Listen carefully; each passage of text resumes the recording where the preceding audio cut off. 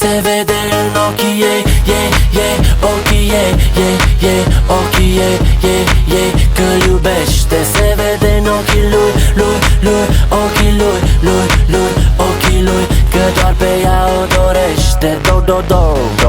Alright, cum ești? Ce faci? Cum te cheamă? Dă-mi poză, MySpace, high five, nu contează. N-am mai făcut așa ceva niciodată. N-am mai vorbit așa ceva cu altă fată.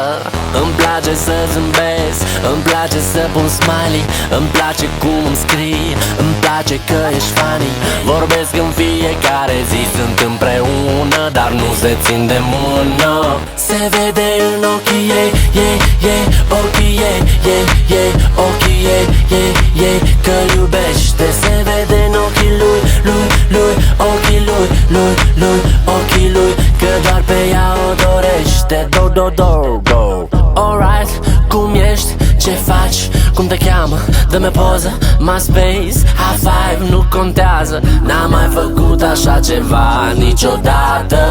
N-am mai vorbit așa ceva cu altă fată. Roagă pe mama ta, dacă te lasă, să mergem la un suc, la o terasă, să mergem la un film sau lasă.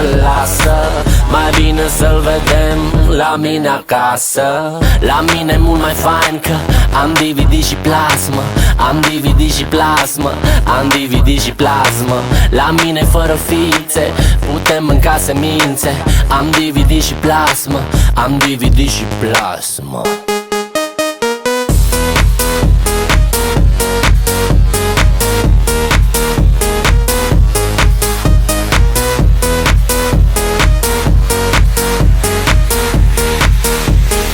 Se vede în ochii ei, ochii ei, ochii ei, că-l iubește. Se vede în ochii lui, ochii lui, ochii lui, că doar pe ea o dorește. Se vede în ochii lor cum e să fii îndrăgostit. Se vede în ochii lor cum e să fii fericit.